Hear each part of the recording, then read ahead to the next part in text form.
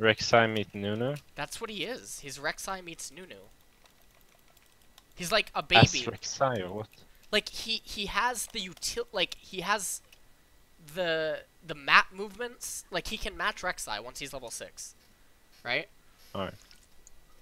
But he has the annoyance Right. and like a similar kit like Nunu. What did you say, Max Lore? Fuck. Oh yeah, sure. Hold on, let's talk about it. Yeah. Alright, hold on, I'll get on. Oh, he just said that I should poke him when you join. Are you joining now? Yeah, I'm joining now. Fuck. Server address. There's no password? No. Is there a push to talk here? I guess so, right? Yeah. Trying. Yeah. Where are you? We are in the bottom. League 1. Channel switched. Oh, hold on. Can you hear me on TeamSpeak? Wait, we shut off Cacao. Oh, Jesus. Yeah, I just muted Cacao. Don't shut it off. Yeah. Hey. Oh, Yeah. Hello, He's here. summoners. Hello, Summoner. Yo. Okay. Alright, what are we talking? We're talking about Tahm Kench. Devourer, yes. Okay. Well, alright, so the different Devourer versus what? Cinderhulk or just Tahm Kench in general? Tahm Kench, and then the idea of Devourer. Okay. So Devourer actually speeds up his clear times because he can't use W on red and blue, and he can't use it on major objectives. So Devourer clears up, it speeds up his clear times. Also, his W and his Q interact on Scuttle Crab as long as you slam it against a wall. I don't know why the fuck that happens, but you know. So that's fine. Devourer increases your clear on red and blue because you can't use your W, but that's every 5 minutes though. That's not. No. Right. But it also increases your clear on Dragon and Baron. Okay. There's combos that you can do with Devourer that you can't do with Cinderhulk. Because Devourer, as long as it doesn't bug, it bugs about 30% of the time, which is like pretty frustrating. So long as it doesn't bug, in the later stages of the game, you can go up to someone, auto them, Q, auto, W, release, auto, Q. It's like, you can't do that with Cinderhulk. That's a combo that just does not exist. So if you somehow get onto the AD carry, which you can with Dead Man's Plate, and you can with Flash and Chilling Smite, etc., they're fucked if they get hit by one auto. They actually die. Because the damage is too high. Yeah, but for example, this composition that we played against, how the hell is Tahm Kench going to get on Tristana or Veigar? Oh no, I'm not disagreeing that he, like, I already talked about that with Anton. I completely agree that he's not a versus all jungler. You know what I mean? Yeah. Like, he's not like not a versus all. versatile, yeah. Like, if we're talking competitive, you can mid-pick him against pick comps, you can mid-pick him against engage comps, dive comps, etc. You can't pick him against poke. You can't pick him against siege, you know, which they're minor differences. But, like, Tahm is definitely a mid-pick or, like, a counter-pick. You can't first-pick Tahm, probably. Unless you're going to flex him, like top or support. Well, the thing is, you're talking about all this farming and it increases your clear time and shit like that, but our enemy jungler is like farming your lanes, and if he's not farming your lanes, he's pressuring them, so they're losing farm and he can get deep wards and stuff like that, you know? And if you go Devourer, then if jungle and support just roam into your jungle, you're pretty screwed. And there's nothing, your support can't exactly roam against that because the enemy jungler has created pressure. Right. Oh, alright, so you're talking, like, competitive, like, shutting down a Devourer sort of a thing. Yeah. Okay. Well, like, even in SoloQ, like, a good... Because your laners are normally not, like, very aware of the jungler.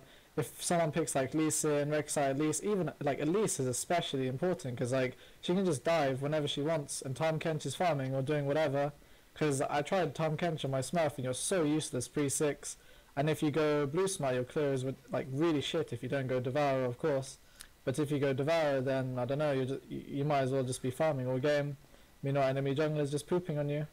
I think pre-6, Tahm needs, like, I don't know, like, Tahm pre-6, he needs to do reliefs very often, because I completely agree with you that pre-6, he's with the missing damage on the ultimate, his clears are a little bit shitty. So he needs to do reliefs and he needs to do he has to be gank centric. But there are historically junglers throughout League of Legends. Hold on, let me just open up all champs.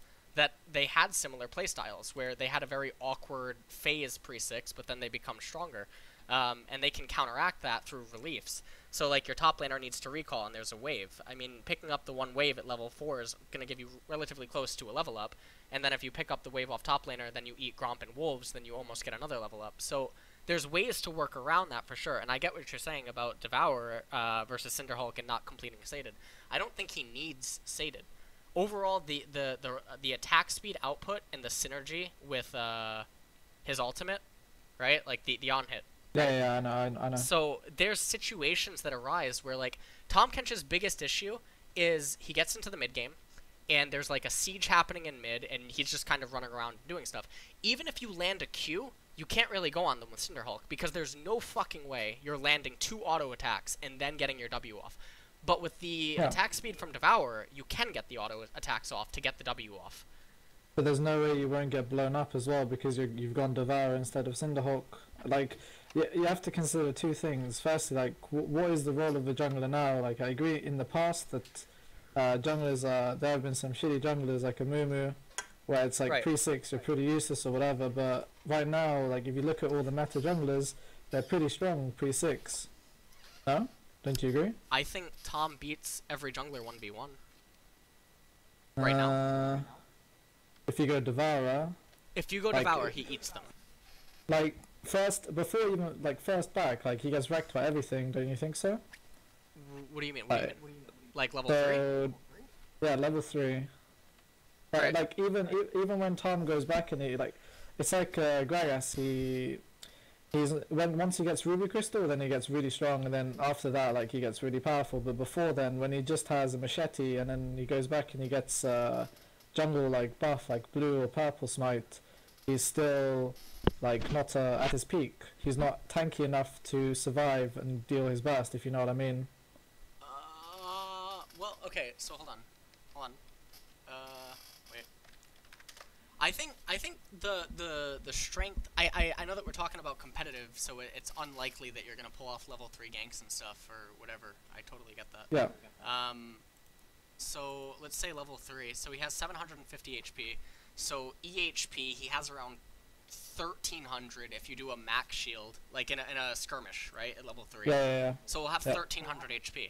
That's like 700 more HP than it's about 700 more HP than some of the more popular junglers right now, like Nidalee and Elise and whatever. Okay. With the Chilling Smite, he can stick to them, especially if you're running attack speed and whatever on his reds and you run 1 Quintessence. I don't know. I mean, I've played a lot of games. I'm not fucking, like, I'm not fucking playing him in competitive, obviously, or whatever, but you can definitely proc your Q stun, like, pre-level 3 against Elise, Rek'Sai, etc., and then you can eat them. I think without mid, or top, or bot interference, like, let's say a skirmish takes place in front of Dragon or something. If both bot lanes don't interfere, which is like somehow like the enemy bot wants to go, but your bot stops it, whatever. I think Tahm wins, just because of the E. It depends how you outplay, because you have to remember the E decays. Like, Elise can just cocoon, do her whole combo, you're forced to E, and then she E's, so she repels.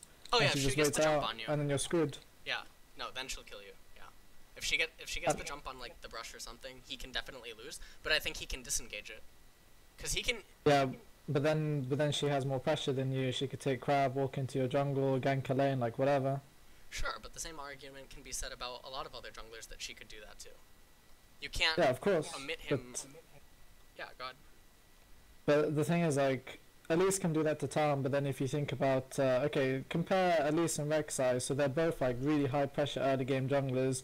Whoever gets the jump is like a lot better, but at the same time you have to consider they both have gap closers.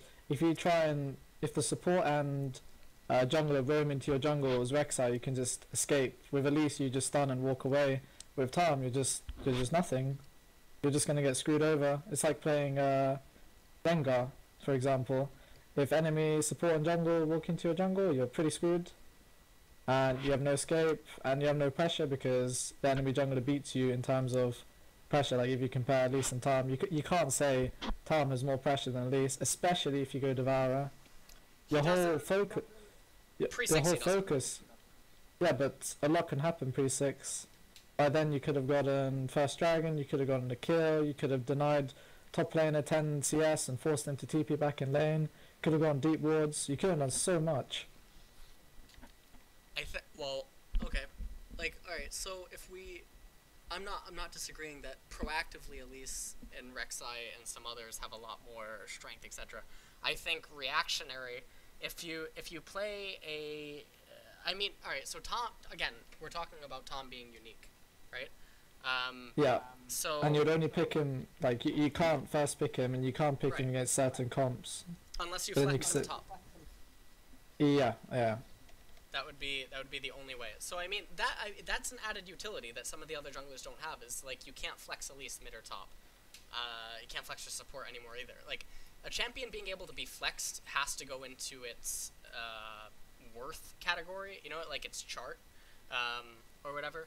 I think once Tahm does hit 6 though, he will shit on the junglers that are beating him. So it's kind of it's sort of like what's a matchup that, you know, kind of remind, or like fucking, whatchamacallit, like Vladimir versus Riven, right? Like Okay. you know, like one is shitting on the other like really fucking badly, and it looks like one has no hope, and then one hits a certain level and it completely just changes. It's literally like a scale just tilts 100% in one direction. And I think Tahm's like that, and just because he's like that, it doesn't make him bad. I'm not disagreeing with you that a lot can happen pre-6 and whatever. In the same sense, you can also play a style similar to like what G Tigers did. So the entire spring season, right? All of the rewards, I think only 5% of them were placed over the halfway point of River or something like that. So 95% of their wards were placed defensively. And that's how they played. And if you have to do that with Tahm, then that's completely fine. Also, depending on who the top laners are, and depending on how the lanes play out, Tahm does have lane gank utility. He can run up in that lane, cast the fucking Chilling Smite, and W his own ally and chase you. You know, because of the 50% movement speed.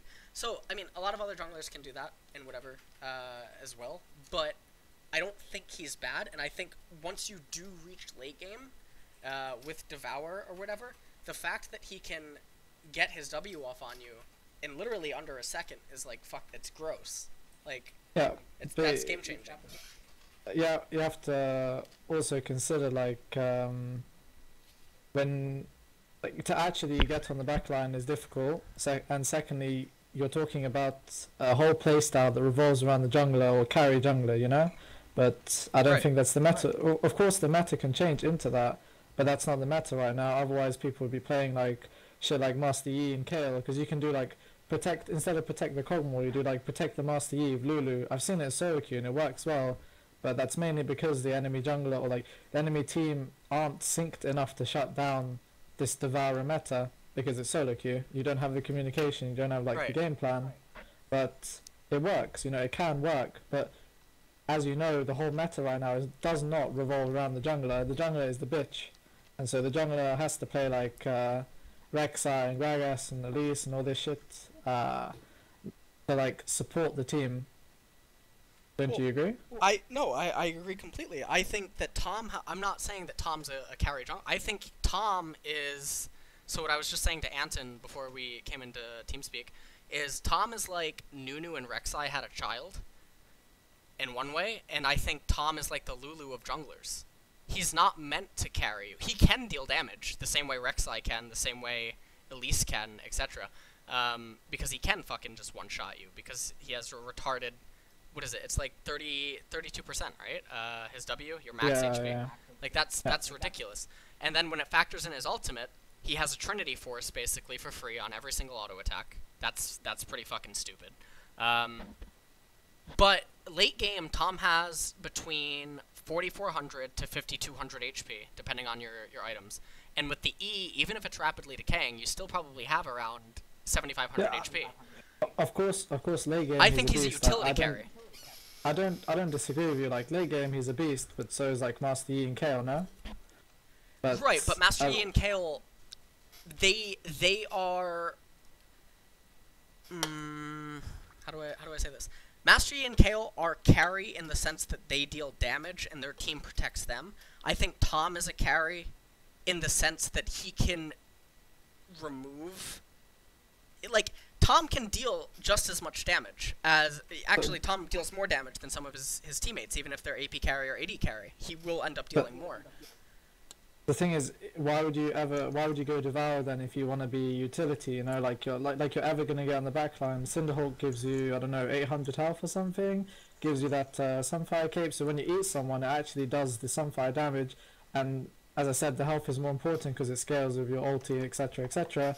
And the whole purpose of Tahm, like, I'd say, Tahm, like, if the enemy are trying to get on your carry, he's amazing because you're a tank. You just eat your carry. You can eat their tanks, throw them away, whatever. But if you go Devourer, it kind of like, it means that you have to spend more time farming. It means that you'll be less tanky. Of course, you do more damage to tanks and shit like that, but you take a crap ton, especially if you go Titanic Hydra as well.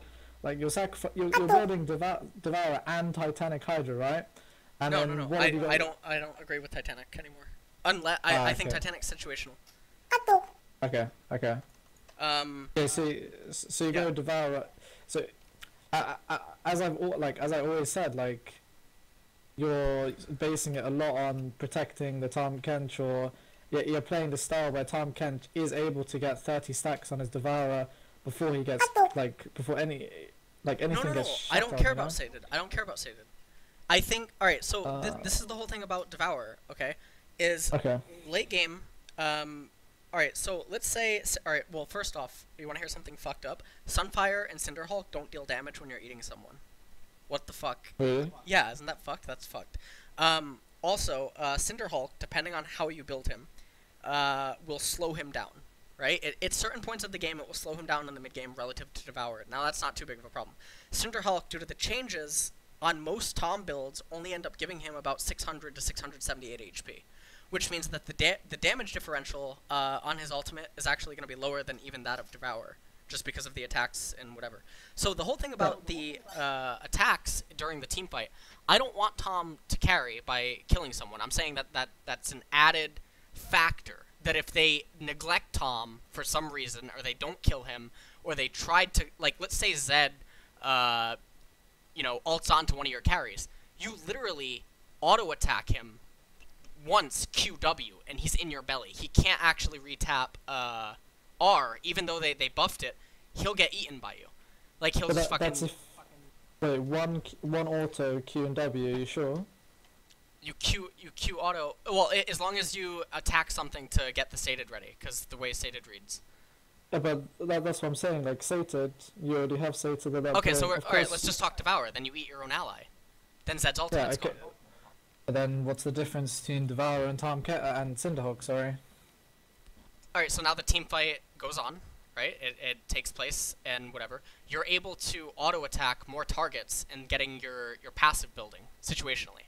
Cinderhulk can't do that, because the auto-attack speed is way too slow. So, like, Zed goes on, you auto him, you Q him, 2 stacks. Let's say Thresh then runs up and tries to, flay you, whatever. You auto him, you auto hit 2 stacks, and then, maybe your Q's back up or something, because you're scaling CDR, whatever, Solari, etc. What point of the game is this? Because if you only have Devourer and you don't have Sated, then you're pretty fucking squishy, so they can just kill you. It's like going Magus on Elise and Cinderhulk. You go Magus if you're, like, snowboarding, you can get more of a lead, and then you go Cinderhulk if you're not, and you just need to be tanky, frontline. But if you're Devourer before Sated, let's say you have, like, Dead Man's Play, okay?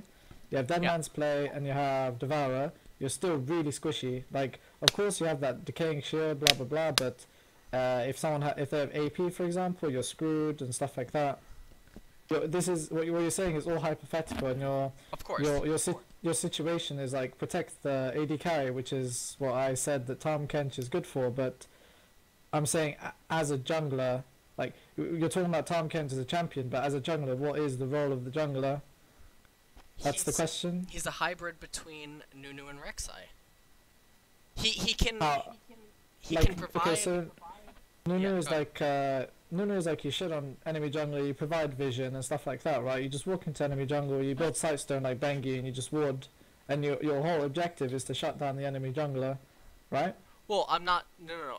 That's why I'm saying he's a hybrid. Like he doesn't do exactly obviously what Nunu does. I'm talking about in the team fights. He's like Nunu meets Rek'Sai. Yeah, but before I'm talking about early game. This is the whole point. I'm saying that I've tried Tahm Kench jungle. I know mid late game it works, but early game you're absolutely trash. And the enemy team, if they're good, they can roll over you. But if they're not, if you're against like a passive enemy team, then yeah, fine, go Tahm Kench and just farm all day while enemy jungler does nothing. But against good or even decent teams, even like low quality teams, the enemy jungler is like really hyper aggressive, and that will just screw you anyway. Right. But you can work around, like You can work around it, but that's not the meta right now. And if you work around it, you're spending gold and resources on your jungler. So you spend like more gold and wards, but mid laner buys wards and places them defensively, etc., etc. And your each lane has to play more passive, and so they can miss out CS, they can miss out XP. And what's stopping the enemy jungler walking into your jungle, putting down wards, and then just because they have the pressure from the lanes, and then just diving where you're not? P6. I don't think you have to invest more gold into wards. I think the laners have to play. They have to play differently, and I think the wards, instead of being neutral or offensive, they have to just be entirely defensive. I think that's all that you have to do. Because Tahm, yeah, go ahead. Yeah. Go ahead. No, you go.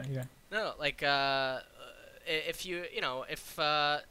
again, Tahm is only going to be played in specific situations and comps, right? So we can remove the fact of the support or the top or the mid, etc., not being synergistic with him, because he needs his own team comp, similar to some other champions in the league. Other champions that needed their own team comps were like Syndra. Azir at one point needed his own team comp.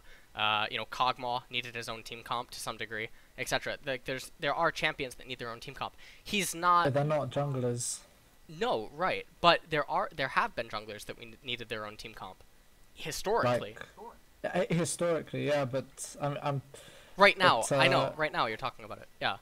Yeah, like if Koreans go into Worlds right now, and they just and they go like Devourer, and then they change the whole meta, then yeah, fine, you're right. But I think Koreans will find that Devourer Tahm Kench is not optimal, and they're just going to stick with Rek'Sai, even Lee Sin, because of that buff. Like right now, like this upcoming Like Worlds, if Tahm gets picked. Right now, I just think this whole like Tahm Kench just doesn't work. I just think it's really poor. I don't think he'll be played in Worlds, to be honest. But like, of course, you're bringing popularity to it, and I know that some of the teams have tried Tahm Kench jungle, but like, it's just, I don't think it's working. I think he's gonna take more time. Like, do you know what I mean? Like, what's his name when he first came out? Thresh, right? Like, Thresh took a while. Not a while, but he took a little bit, right? Before people... I think Tahm... I don't know. Alright, so the original argument was just stated, or Devourer versus Cinderhulk, right? The differential in HP is like 600, 700. The differential in utility is absolutely enormous. We're talking like 8 passive procs, right? And that's without sated. Like, that's just straight up 8 different passive procs. So then you have to determine, is 8 different passive procs and potentially 2-second stuns more valuable than the 600, 700 HP? And the answer is yes, when you already have 4800. But this is assuming you can get the autos off before you die. That's also another thing. As I said, like early game, if you're spending money on Devourer and then you have one tank item over a Cinderhulk and tank item, you're gonna die, like, way quicker. He has 2900 HP at level 9. Yeah, but this is, you have to consider, like, it's not 2900. It's it's like 2k. No, not 2k. It's like 1.8k, and then, or 1.7k, whatever. And then the shield decays. That's the thing. Oh no, I'm sorry. But at level 12, okay, if you run scaling HP. But level 12 is so far into the game, though. That's what I mean. Okay, when do we want to use, like, level 8 with Deadmans? No, but I mean, we've already like talked about this. We've already distinguished that Right. mid-late game, Cinderhulk is Devourer. You're more, like you said, utility, but Cinderhulk, you're more tanky. But early game, you're gonna get fucked. It's simple. Okay, but if we go into a team fight, let's assume there's a siege in mid, right? Level 8. Okay, so you have about 8... No, you have 1900 to 2000 HP, level 8. Okay, with Deadmans and Devourer. Now, the difference... That's level 8, you won't have both the items. You will never, like, unless if you're 6-0, you will not have those items. Level 8, you have, like, Devourer plus... If, like, boots? Do you even want boots? Like, to actually get on people? I don't know. I think you do. I think you want tier 1. You want tier 1. Yeah. So you get boots and then okay, you maybe you don't have have Deadmans. Maybe you don't have Deadman. You probably have the components for it. No, I think you have boots, Ruby Crystal, and Devourer. Like, there's no... if you're talking competitive, and the fact that Tahm Kench is actually useless early game, and you don't actually get any kills off... Yeah, okay, alright, let's talk... You have Devourer sorry. and Ruby Crystal. Like, you're so useless, a Victor E will take out more than half your HP. Okay. All right. No. Yeah. We are talking competitive. All right. So if you have even in SoloQ, you won't snowball out of the crazy like that. Like unless if your enemy jungler is like a really retarded jungler that's not even a jungle main, and he's intentionally feeding. That's the only way you can actually get ahead as Tahm Kench and with level 2 cheese gank. I think at level. No, I think at level 8 you can have like a giant spell and Devour with boots.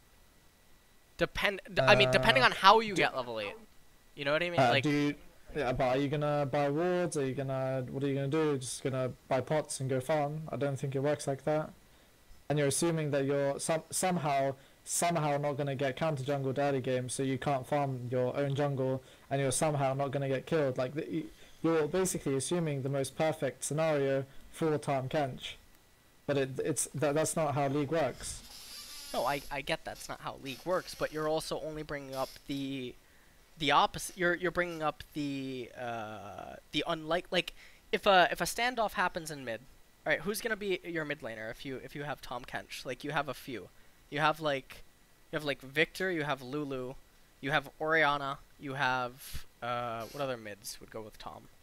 I don't even know. Why would these mid laners go with Tahm? I think Lulu's obvious. Yeah, but okay. I mean, Orianna. When you just say like why Orianna? Speed up, is that, and like so Tahm Kench can just go into enemy team and just the speed up, the ball onto Tahm, the ball plus ulti on Tahm. He can just TF ult into a team.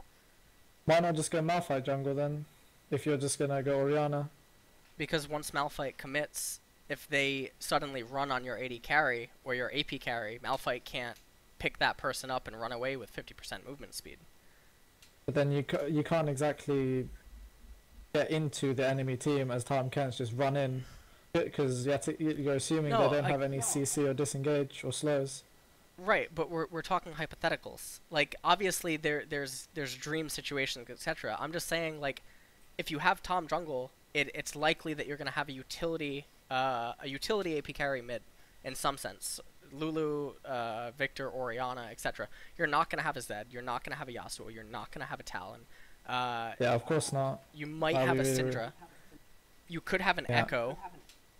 Like, Echo for some like, unique stuff. But all I'm saying is you're not going to have mid laners that are a bit awkward. You're not going to have a Karthus. You're not going to have a Cassiopeia. You maybe can have a Xerath in very specific situations. And I think that, I mean, that pretty much... Oh, you can have an Azir, in some ways. Like, I think that's fine. But you're not gonna have, like, a Lissandra. I think that's too awkward. You're not gonna have a LeBlanc. You could have a Lux, but she isn't fit right now. You know? Like, we're just going over some mids. Not gonna have a Kassadin, not gonna have Kayle, not gonna have Kennen, not gonna have Ziggs, etc. So if that's what's going on, and there's a standoff, your mid laner, you could have Jace, actually. Like, Tahm, let's imagine that Tahm is inside of a poke comp, right? Like, Jace is sieging mid, or Orianna with blue, sieging mid. Someone with utility, someone with disengage, someone that can get away from people without Tahm's assistance. Okay. And then the enemy team is trying to resist the siege. Well, there's only one of two ways around breaking a siege. Either you dive into it, right, like a dive comp, or you try to pick at it from the sides. There's no other way to do it. If they dive into Orianna and she starts running backwards, she casts, the QW, etc. let's say they Yeah. do hypothetically get on someone. Tahm just casts the Q for the slow. He doesn't need to auto-attack or anything at that point. Pick up his ally, throw them behind the enemy lines, and then he's in the front line. You don't want to attack a target that has, 1600 HP, presses E, and then suddenly he has 3000. Now it's decaying, obviously. So EV-wise, it'll be 2400. You can't just stick on to him. Because with Devourer, he's auto-attacking you, and then his Q comes back up, because he has scaling CDR and, whatever. And during that time, there's too much utility, and then the siege restarts. And that's just fucking disgusting. Like, I think...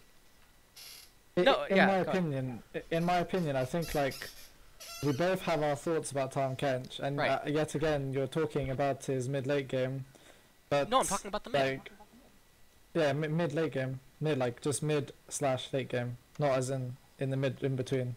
Right. But, what I'm trying to say is there's only one way of figuring out if he's bad or not, and it's just to actually play him against a good team or a decent team. Correct.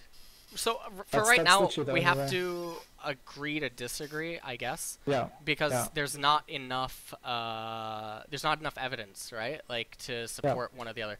I'm only going off of this because of like, I don't know if you know anything about like my history or whatever. Like StarCraft, right? I don't know if you're familiar with the game at all. There were numerous builds in the game that they walked a very thin line. And literally, there was, 20 different... In fact, there were builds that should have just outright beat it, but as long as you perfected the opening, the defensive nature of the opening, similarly in chess and stuff, right? Like, there's stuff like that. Yeah. As long as you master the defense, then your wall won't be broken. And then if you make it to that certain point, it was like a victory. And so that's how I'm thinking of approaching Tahm. I completely agree that there were builds in StarCraft, etc., that if you did it, the opponent's build, which they can do very often, is supposed to beat you. But you mastered the defense so perfectly, it's 50-50. So, like, my approach to League, when I coach teams, when I coach players, etc., is to always think long-term, longevity, and defense. I don't think offensively. I think offense, by nature, is I think it's a simple-minded, because I think it entertains rage, I think it entertains illogic thought, and I think it throws away reason. And there's numerous examples throughout history that would attest to this about offense versus defense, etc. And so that's why I approach this way. I'm not disagreeing with you that in some ways also offense can be used as defense. You can go offensive on something as a defensive, maneuver. And I don't disagree that Tahm can get completely fucking run over. But for now, there's not enough evidence to support one or the other. Not yet. And we need competitive play to come to the conclusion. So. That's why I said, like, I'll agree with you if it's in competitive play. But if it's not, then there's a reason. No, so yeah, that's all. So we just have to wait until it unfolds, because we can sit here on TeamSpeak for hours and just talk about all the hypotheticals, but until it unfolds, you can't really know. But even if it unfolds and it collapses a lot at first, it doesn't necessarily mean that it's bad. Yeah, of course, it just depends on, like, if like someone really fucked up, like the mid laner could have screwed up completely. It's not the Tahm Kench's fault. Of course, if he was like Rek'Sai, he could have done something about it, but it's not Tahm Kench's fault. I understand that. But if the mid laner plays it perfectly and the enemies play it perfectly, like then and Tahm Kench wins, then it's fine, Right. But also, like, I apologize, I'm going to use StarCraft again. That's fine. There was an era where there was a build, historically. There was in StarCraft 1, there was a build, Dark Templar Corsair. So there was an air unit, which killed air units, that could detect the Dark Templar. So it would kind of be like you have a unit that can kill Oracle Lens, and you have an Evelynn. And Evelynn doesn't unstealth when she attacks or something. Okay. And they tried to make it work, and it never did, because of their fundamental misunderstanding of the economics and the macro concepts that went into the matchup. So it didn't matter how much they tried to make it work. The build wasn't bad. The units themselves were not bad. Their overall understanding, which is sort of like, let's say that you have two top-tier teams right now in the world play Tahm Kench, and then in 1 year, they would understand, in the exact same scenario, the exact same patch, so much more about the game that they make it work because they have grown as players. But 1 year prior, they go 0 and 100 on Tahm Kench. It doesn't mean that Tahm is bad. It means that their fundamental understanding at that point in time is bad, and thus it is lacking the material needed to play Tahm. Does that make sense? But then you can say, I understand, but then yeah, you can say that about everything. Say that about everything. Yeah, yeah, absolutely. Exactly. Absolutely. Yeah. That's the problem with that. Right. What you just said, yeah.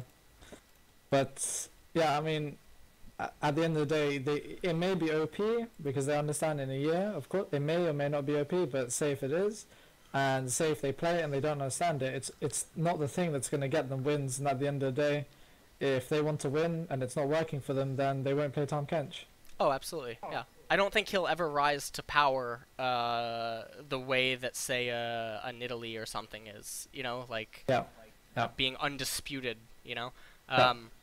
I do think, and again, it's just my opinion, he can be S tier, but situationally.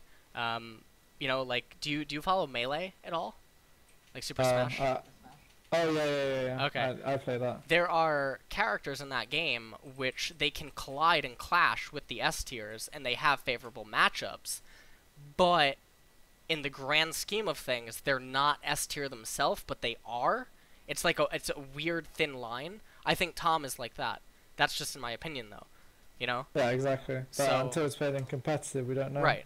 I don't think Tahm is like a Fox or a Falco, like where it's just undisputed that they, you know, like. Yeah. So, okay, man. This was fun, though. Yeah. The only times I talk with someone like this is on Skype, but it's not. It's like writing, you know. It's never in person. Yeah. No, this is really healthy. I think in the West, people need to do this more. I think this is one of the biggest things, in my experience, culturally, the West is lacking in. Is because even enemies, quote unquote, like you know, like CJ versus SKT, the players will still talk to each other like this. You know, like, and it promotes growth, it fosters it, you know, it does so much, and yet in the West, everyone is so conservative and secretive, you know, and it's sad. But I don't know, it's very healthy, so it's good. Because even if someone's wrong or even if someone's right, it doesn't matter as long as both people get something out of it, so. Yeah, that's true. Okay, man, I'm gonna get back to playing, but thanks for chatting. That's fine, I'm gonna do the same. Alright, man. Peace out, summoners. Later. Bye. User